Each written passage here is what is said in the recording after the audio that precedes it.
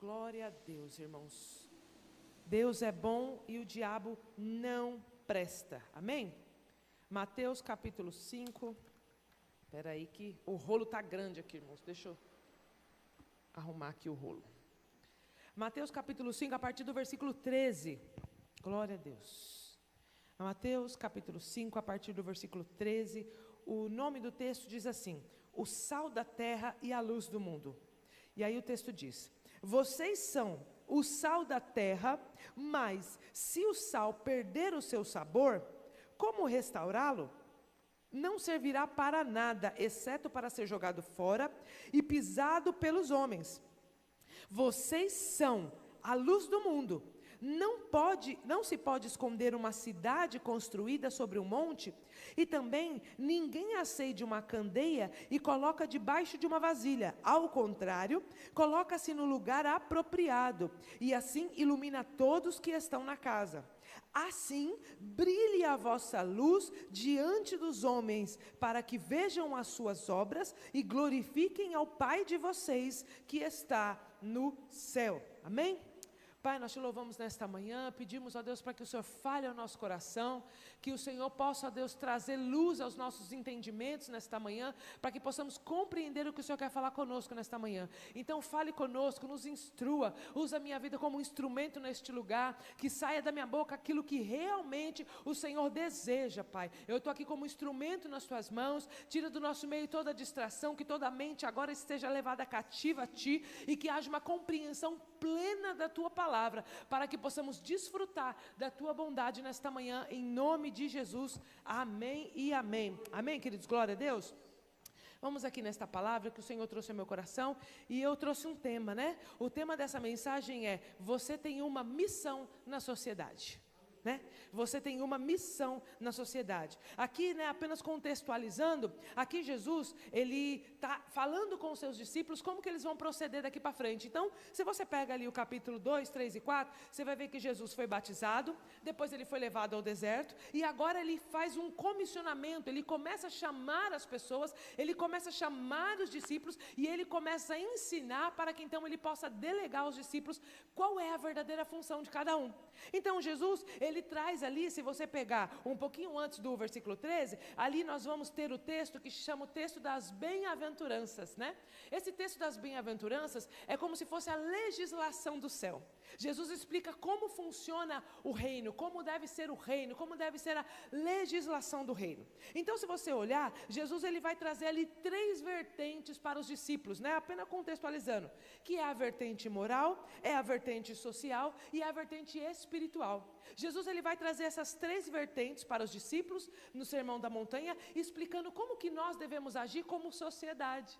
Porque tem muita gente que acha que só precisa ser espiritual. Não, meu filho, você vive na terra, você come, você bebe, você vai no banheiro, então você tem outros deveres. E aí Jesus começa a ensinar esses discípulos, dizendo: olha, vocês precisam ter dever moral, dever social e dever espiritual. São essas 3 responsabilidades que todos nós como seres humanos, independente de ser cristão ou não, nós devemos ter. E quando nós falhamos em alguma dessas áreas, nós ficamos incompletos, nós ficamos inaptos para cumprir o nosso propósito.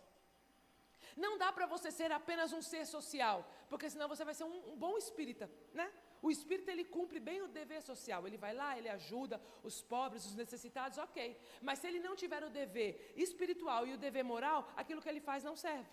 Então nós precisamos mutuamente ter esses 3 deveres sobre nós, e nós não podemos falhar. Então Jesus ele vai pincelando, vai explicando para os discípulos, vai falando, e aí é interessante que quando chega aqui aonde nós lemos, Jesus já tinha chamado os seus discípulos, já tinha ensinado, já tinha capacitado, e agora estava fazendo o envio desses discípulos. É interessante porque Jesus ele trabalha com fases, né?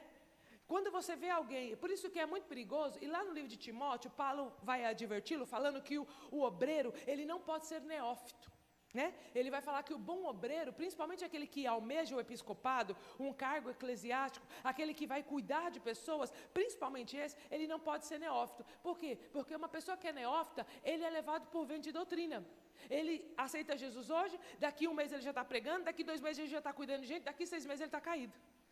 Por quê? Porque exige fases, e Jesus ele respeita essas fases. Por isso que Jesus primeiro chamou os discípulos, depois ele fez questão de ensinar, ele trouxe capacitação com autoridade, e aí ele faz o envio, né, dos discípulos. E aí é interessante, porque quando Jesus ele vai enviar os discípulos, ele vai deixar muito claro qual é a missão desses discípulos, né?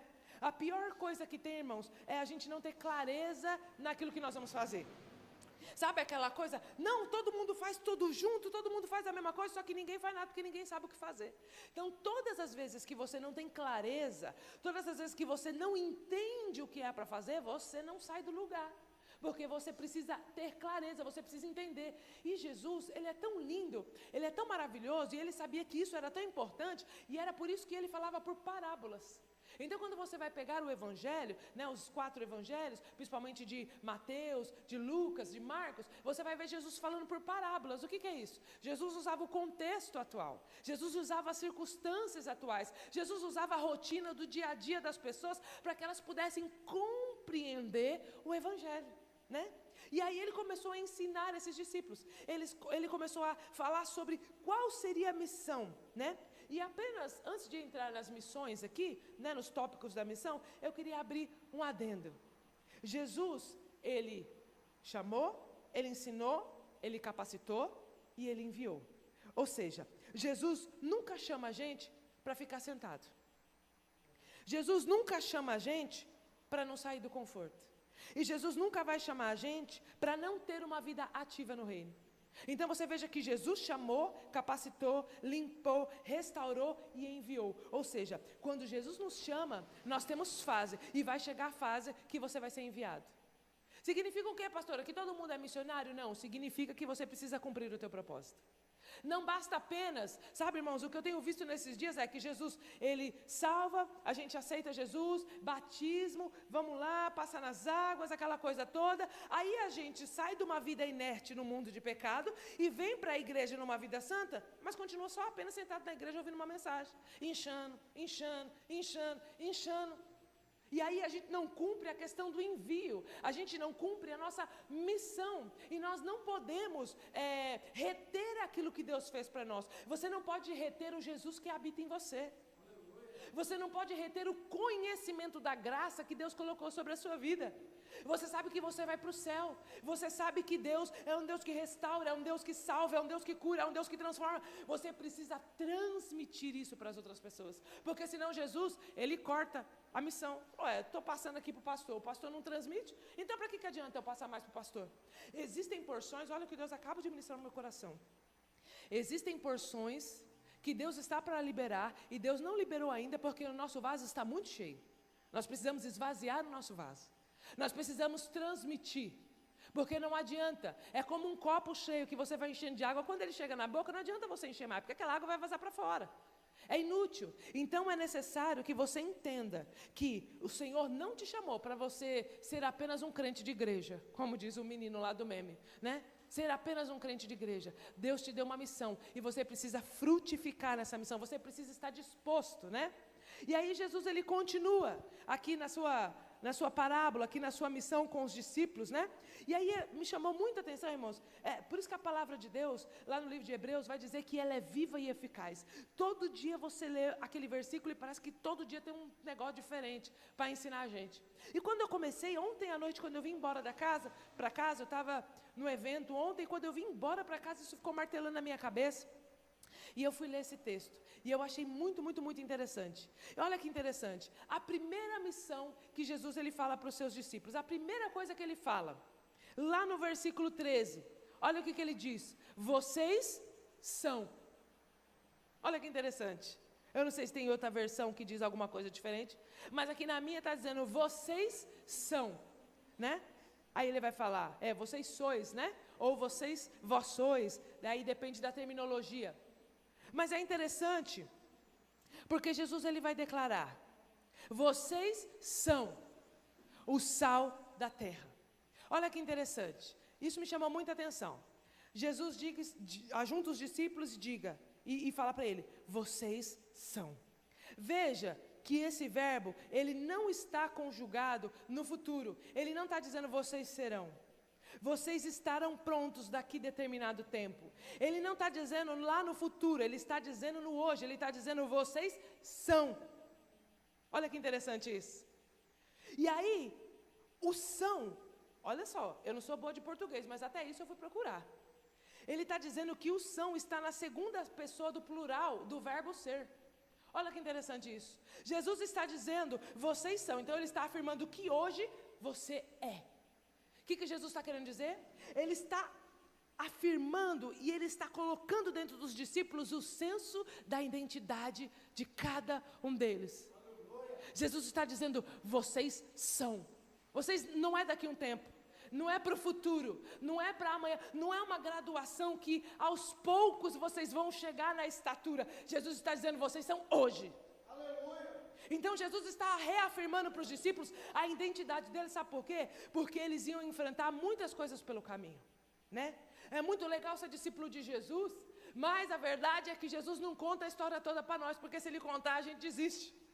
O caminho é árduo, o caminho é espinhoso, então era necessário que Jesus firmasse dentro dos discípulos o senso da identidade de Cristo dentro deles, dizendo, vocês são.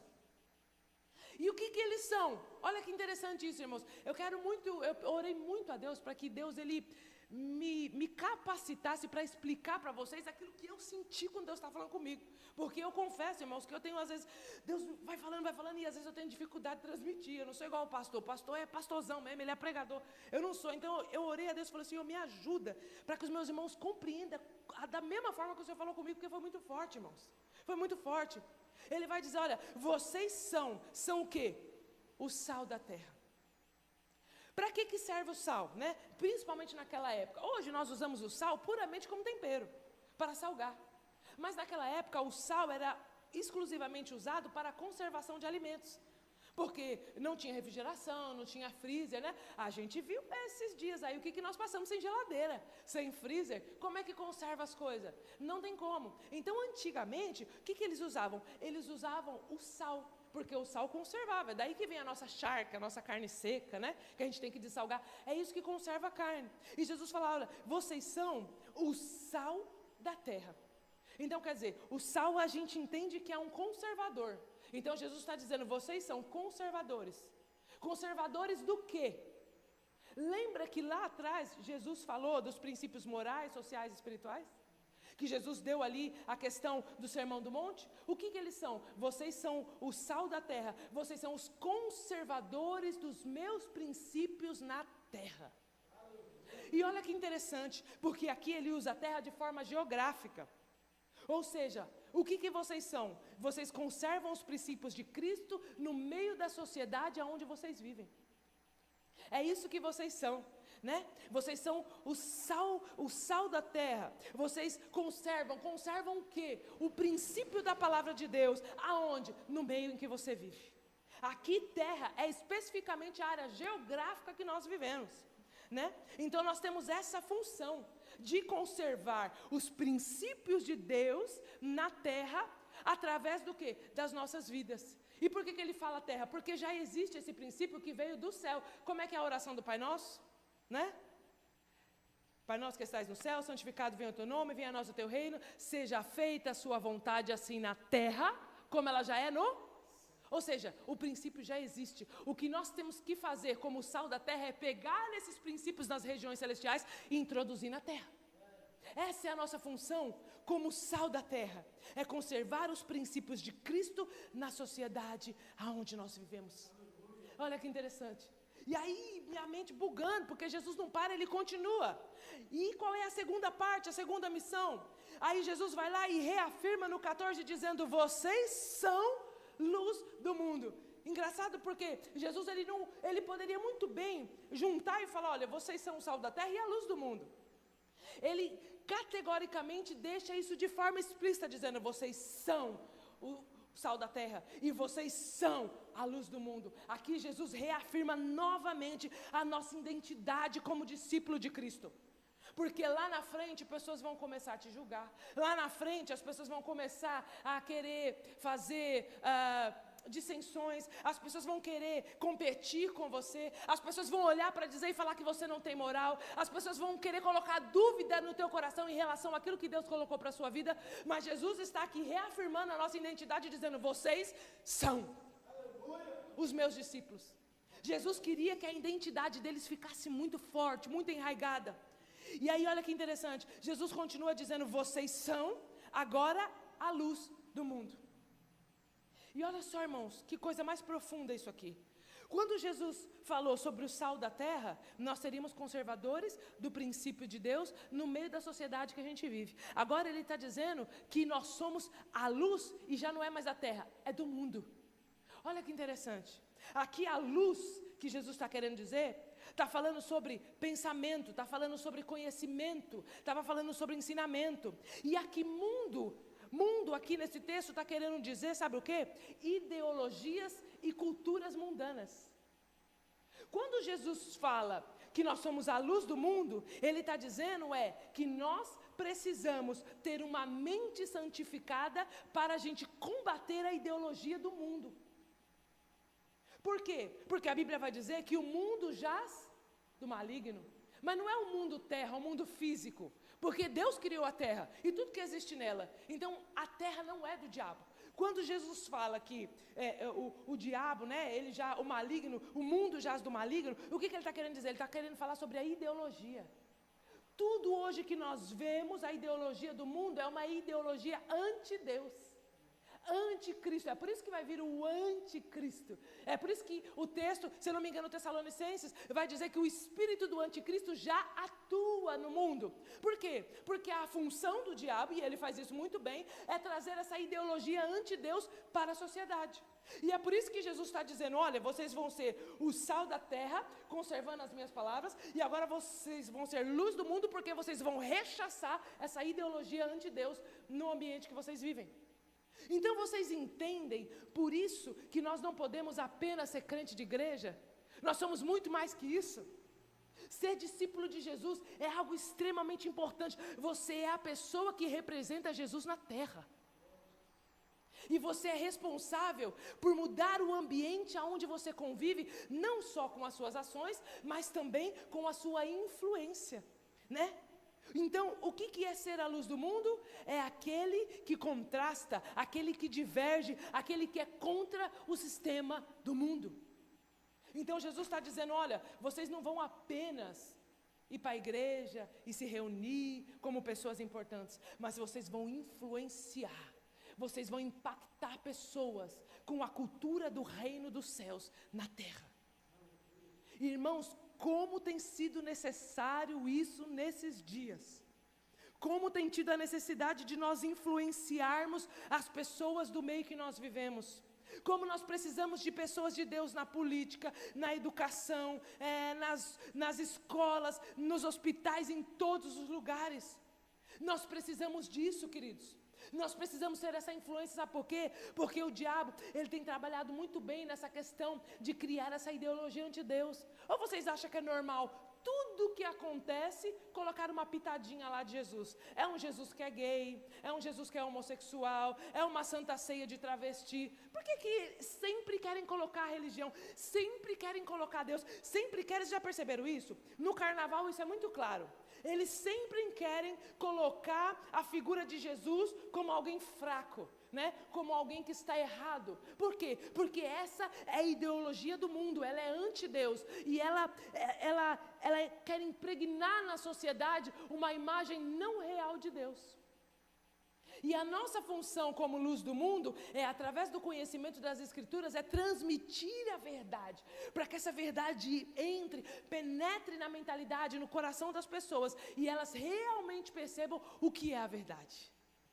É por isso que ele vai dizer mais lá na frente: conhecereis a verdade e a verdade vos libertará. Porque a única coisa que pode rechaçar essa ideologia anti-Deus é a verdade da palavra de Deus. É o conhecimento da palavra de Deus. Oséias vai dizer isso em Oséias 6, o meu povo perece por falta de conhecimento. Sabe por que há fracos e doentes na igreja? Porque não tem conhecimento. É por isso que nas quartas-feiras, a partir dessa quarta agora, nós vamos ter o nosso tempo de ensino. Porque nós precisamos aprender da palavra de Deus se queremos ser luz do mundo. Precisamos ter conhecimento. Olha que interessante. Jesus não pegou os discípulos e, vamos lá, todo mundo agora, vai todo mundo fazer a obra. Não. Jesus sentou todo mundo. Jesus equipou eles com conhecimento. Jesus equipou eles com informação. E se você olhar mais lá na frente, quando Jesus vai... Porque esse daqui é os discípulos, mas ele chamou os 70 lá na frente. E aí o texto vai dizer que ele instrui exatamente, olha, vocês vão como ovelha, vão como lobo, né? Vocês entenderam aí o que eu quero dizer, eu esqueci o versículo. Eu sou ruim sou igual o Chaves para fazer. Mas olha, vocês vão entrar em lugares perigosos. E aí é interessante, porque ele vai falar, olha, não leve alforje, não leve sandália. Jesus dizendo, a garantia de vocês sou eu. Vocês vão fazer, vocês vão sofrer humilhação, muitas vezes ninguém vai ouvir vocês, muitas vezes as pessoas vão dar com a cara de vocês, mas não se preocupem com isso. Vão e cumpram o propósito de vocês. Então, quando Jesus fala que nós somos a luz do mundo e o sal da terra, irmãos, isso é muito mais do que a gente pode imaginar. Nós temos uma responsabilidade total na sociedade em que nós vivemos, como influenciadores. Pastora, mas eu só sou uma mãe aqui, eu tenho meus filhos. Ei, querida, você vai ser uma ótima mãe, você vai cuidar dos seus filhos, você vai ensinar para que ele seja um grande homem de Deus, para que ele não se perca. Não, pastora, mas eu sou só uma pessoa aqui, um advogado. Então você vai ser o melhor, você vai influenciar a sociedade com leis, você vai... Sabe, irmãos? Nós temos uma influência muito maior do que nós imaginamos. É por isso que o diabo, olha só, por isso que o diabo quer que a gente viva distraído nesses dias. Porque quando você se distrai, você não cumpre o propósito. O diabo nem quer que você saia da igreja, sabia? Tem gente que acha que o diabo quer me tirar da igreja. Não, ele quer que você permaneça aqui, só que cego, só que enganado, só que discutindo um com os outros.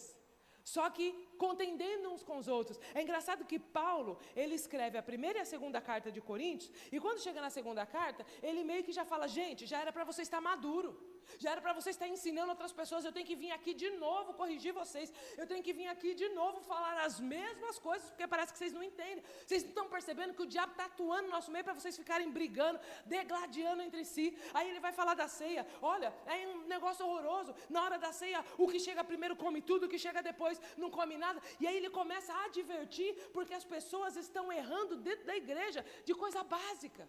Sabe? São coisinhas bobas.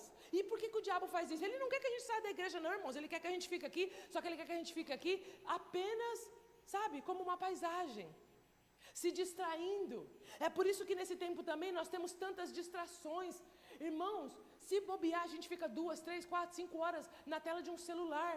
A gente não precisa de mais nada. Antigamente, por exemplo, para você jogar um videogame, você tinha que ir lá, pegar o videogame, ligar na televisão. Quem lembra dessa época?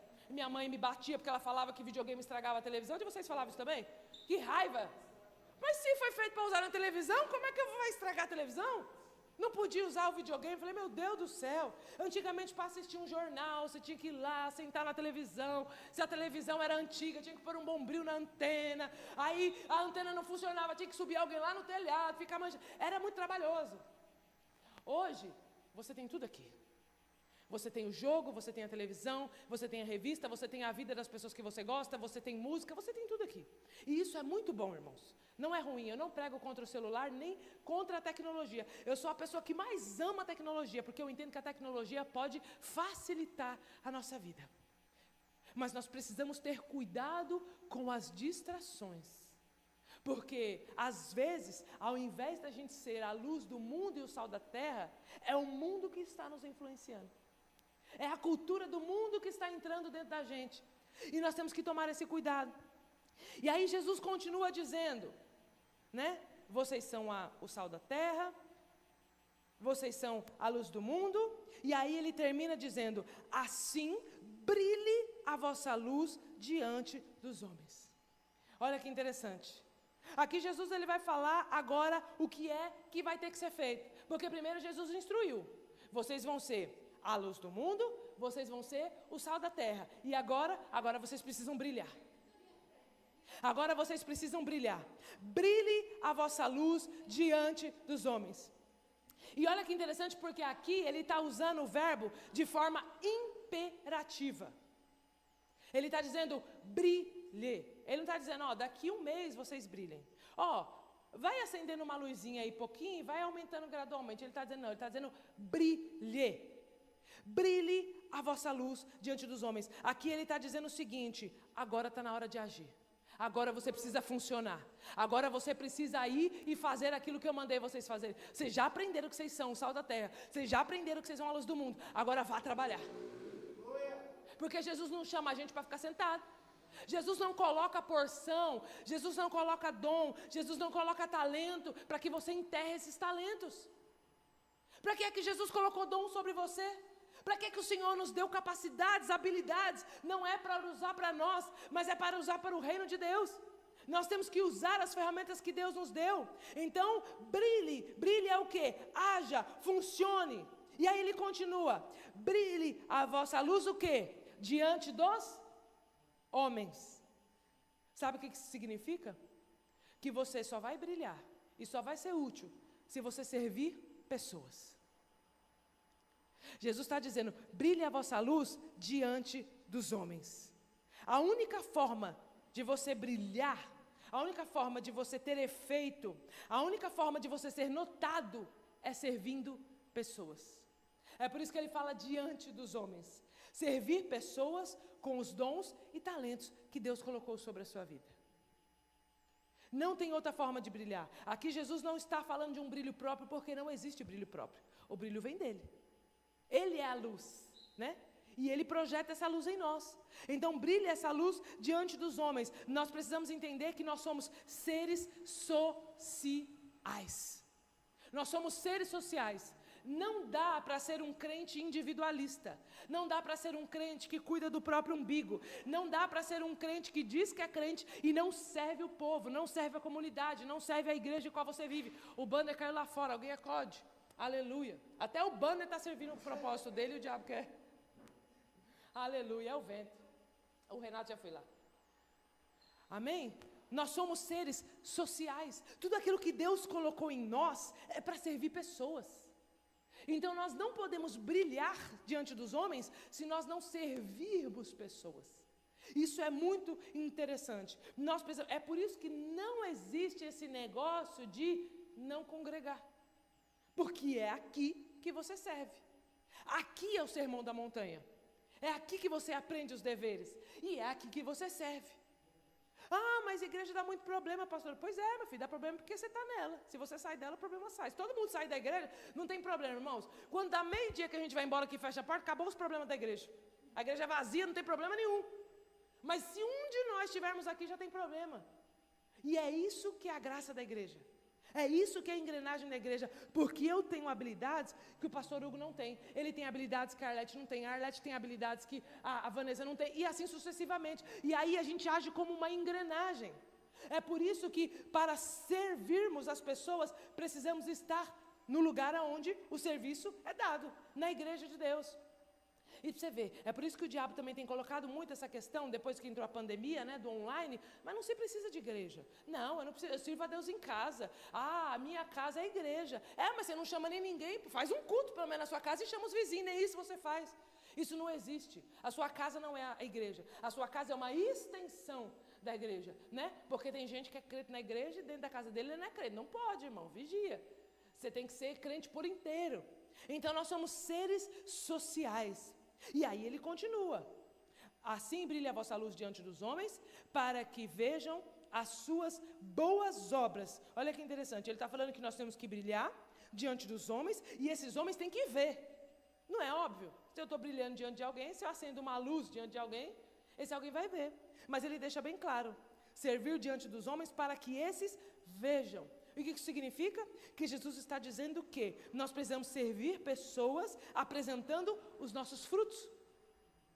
Como é que você prova que você é luz? Com as suas boas obras. E ele diz, assim brilha a sua luz diante dos homens para que eles vejam as suas boas obras. Porque tem gente que mostra, mas mostra coisa errada. Tem gente que mostra, mas mostra coisa imprópria, coisa que não frutifica, coisa que não agrada a Deus. Tem gente que mostra, mas mostra tudo errado, irmãos. A gente vê cada coisa na internet. Tem um canal no YouTube que só passa umas loucuras de igreja. Eles fazem esse negócio de online, nós temos que tomar cuidado, viu? Porque esse negócio de online, eles ficam olhando tudo que é online para pegar as heresias de igreja. a gente vê cada coisa, irmãos. A gente vê cada situação que aquela pessoa jura que ela está agradando a Deus, mas ela não está. Não são boas obras aquilo que ela está apresentando. Então não basta apenas apresentar diante dos homens, mas eu tenho que apresentar boas obras. O que é isso? São frutos. Nós precisamos apresentar uma frutificação diante de Deus. E aí ele continua: assim brilhe a vossa luz diante dos homens, para que esses vejam as suas boas obras e glorifiquem ao Pai que está nos céus. Olha que interessante. Você toma posição, você age, você serve a Deus com seus dons e talentos, você frutifica no meio em que você vive, e as pessoas que são abençoadas pela sua frutificação é que glorificam a Deus. Quando você está num ambiente, quando você está de alguma forma, e você não exerce aquilo que Deus te chamou, você impede as pessoas de glorificarem a Deus através da sua vida. E isso é muito importante, porque, olha só que interessante, irmãos, de quem que vem a luz? Vem de Deus, Ele é a luz. Então, Jesus derrama a luz, eu absorvo essa luz e transmito essa luz. Aí a pessoa que recebe a luz que eu transmiti glorifica a Deus, e essa luz volta de novo para mim, e eu transmito de novo essa luz, e aquela pessoa glorifica a Deus de novo, e eu recebo de novo, e é um ciclo que é inesgotável, porque até Jesus voltar nós temos que cumprir esse chamado. É até Jesus voltar, nós precisamos glorificar a Deus. É por isso que você precisa brilhar a sua luz diante dos homens na terra. É por isso que você precisa exercer o teu chamado. É por isso que você tem que cumprir o teu propósito. É por isso que você tem que pegar os dons que Deus te deu e usar na casa do Senhor, no seu bairro, na sua casa. Você não pode ficar inerte nesse tempo. Você não pode ser omisso nesse tempo. Se você conhece Jesus, se você sabe que existe um Jesus que salva, que cura, que liberta, se Ele mudou a sua vida e você não transmite isso, você está sendo omisso diante de Deus. Isso é muito sério. É por isso que muitas pessoas não querem seguir Jesus. É por isso que lá na frente, quando ele estava pregando para os discípulos, aí eles começaram a falar: ai Jesus, mas esse discurso está muito duro. Ai Jesus, mas esse discurso está muito pesado. Você acha que Jesus ficou adulando? Jesus virou para eles e falou assim: está pesado? Quer ir embora? Quer ir embora? Pode ir. Porque eu não vou mudar o meu discurso para agradar ninguém. Eu tenho uma responsabilidade: trazer o céu para a terra. E esse é o problema dessa geração. A gente quer usar muito neném, muito subterfúgio. A gente, não pode falar, não sei o quê. Ei, querido, o evangelho ele é puro e simples. O evangelho é verdadeiro. É brilhe a vossa luz diante dos homens, para que esses glorifiquem ao Pai. Quando você cumpre o teu chamado, quando você exerce aquilo que Deus te chamou, quando você assume a sua identidade, quando você pratica, quando você sai do comodismo, quando você sai da inércia, não tem como a sua luz não brilhar. E é uma fonte inesgotável, porque você recebe, transmite, aí Deus te dá mais, aí você transmite, aí Deus te dá mais, aí você transmite, Deus é infinito, é infinito. Nós estávamos ontem numa palestra, ouvindo uma pessoa que começou do nada, irmãos, é uma história maravilhosa. E ela falou exatamente isso, sem ser crente, sem conhecer a palavra de Deus, porque eu vou te falar, se a gente não clamar, as pedras vão clamar. Se a gente não falar, você sabe por que tem cantor do mundo aí, que às vezes canta música de igreja nos palcos, agora é crente, sabe por quê? Porque muitas vezes aí você não cumpre a nossa parte. Então Deus usa mula, Deus usa pedra, Deus usa qualquer um. Porque a gente acha que tem que ser só quem está na igreja. Ei, meu filho, se a gente que está não se posiciona, Deus vai usar quem está lá fora. E ela falou uma coisa interessante, que ela pegou a profissão dela, ela aprendeu, ela começou a trabalhar, e quando ela se especializou na área dela, o que ela fez? Ela começou a ensinar outras pessoas. Ela começou a compartilhar com outras pessoas aquilo que ela aprendeu na função dela. E aí ela usou exatamente isso. Eu recebi de Deus um dom para fazer o meu trabalho, e eu comecei a ensinar as pessoas a trabalhar como eu, e Deus foi me dando mais. E quanto mais Deus me dava, mais eu ensinava. Quanto mais, sabe, e hoje a mulher é milionária, multimilionária. Porque ela compartilha conhecimento. Agora, se as pessoas do mundo entendem que elas devem compartilhar o conhecimento, quanto mais nós, o conhecimento de Cristo, que é tudo e que é pleno. Então, queridos, eu quero, deixar essa mensagem, eu quero que vocês, pensem sobre isso essa semana, para que vocês orem nessa semana: Deus, eu preciso brilhar, e não é luz própria, porque tem gente que brilha, mas é luz própria. Ele é o Paetê da igreja. Ele é o brilha, brilha Jesus. Eu quero brilhar. Eu quero brilhar. Ei, querido, não existe luz própria. Aquele que quis ter luz própria foi lançado lá de cima. Porque vem do orgulho. Não. Quando Jesus diz aqui a nossa luz, Ele está falando da luz de Cristo, do conhecimento de Cristo, da graça de Cristo. Nós precisamos brilhar conforme a graça de Cristo. Esse mundo, irmãos, pensa num túnel bem escuro. É esse mundo. E pensa aquela luz chegando. É a gente. Nós somos os transmissores, né? Nós somos os guardiões dos princípios de Deus. E a nossa função não é guardar para nós, mas é transmitir, é trazer isso para o povo. É dizer, mas não vão ouvir, não tem problema. A sua obrigação não é convencer ninguém de nada. O problema é que às vezes a gente prega para o vizinho, prega para alguém, fala de Jesus, aí a gente não vê que às vezes a pessoa mudou, ou às vezes não vê nada físico, a gente para. Ei, queridos, tua função não é convencer, não.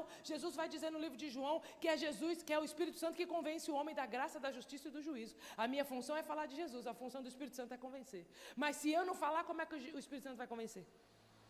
Como ouvirão se não há quem pregue? Como é que o mundo vai ser transformado pela palavra de Deus se nós estamos com a palavra embutida dentro da nossa boca e a gente não abre por nada? Como é que nós vamos abençoar a casa de Deus se nós não agimos com os nossos dons e com os nossos talentos? Quantas coisas o Senhor te deu? Quantos talentos, quantas habilidades?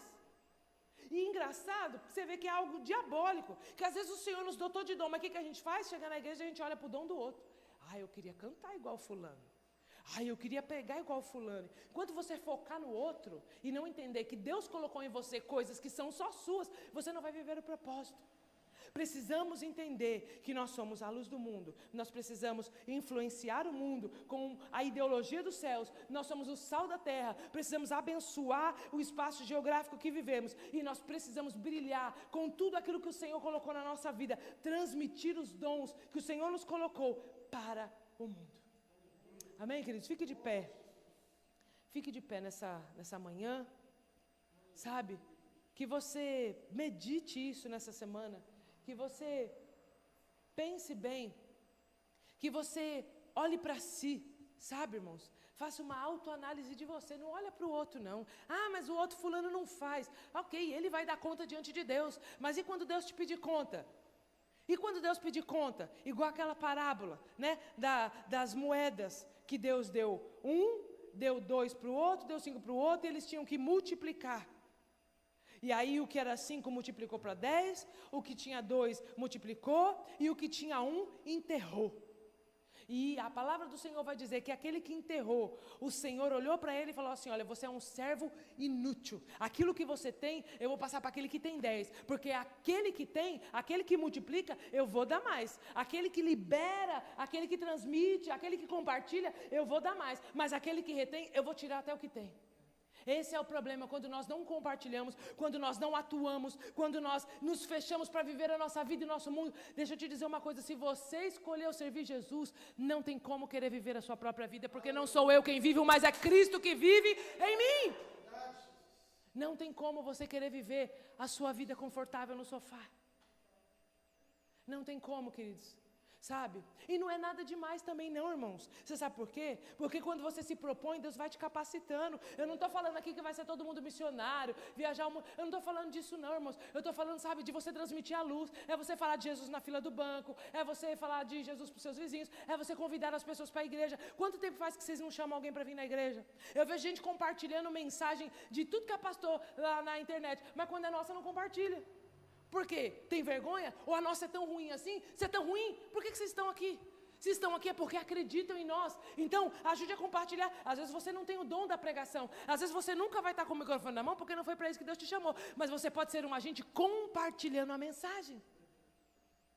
Porque tem gente que só quer funcionar se tiver com o microfone na mão. E se Deus não te der o microfone? Às vezes não foi para isso que Deus te chamou. Então compartilhe, fale de Jesus para as pessoas, brilhe. Deus te chamou para cantar, entra no ministério de louvor. Deus te chamou para tocar, vai se aperfeiçoar. Deus te chamou para ensinar, vai aprender a Bíblia. Deus te chamou para cuidar das crianças, se especialize.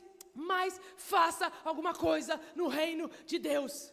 Não fique inerte. Deus não te tirou do mundo para você ficar sentado num banco de igreja, sabe? Engordando, engordando, engordando igual a Eli. A Bíblia vai dizer lá no livro de Samuel que Eli era um sacerdote. Ele era responsável por falar de Deus, mas ele não fazia a tua função. Ele não exercia o teu chamado. Ele só engordava, engordava, engordava. Até que um dia a palavra vai dizer que ele se desequilibrou, caiu da cadeira, quebrou o pescoço e morreu. Porque quem está gordo demais e não transmite, a intenção é morrer, irmãos. Todo adubo que você não, sabe, não dá crescimento, mata.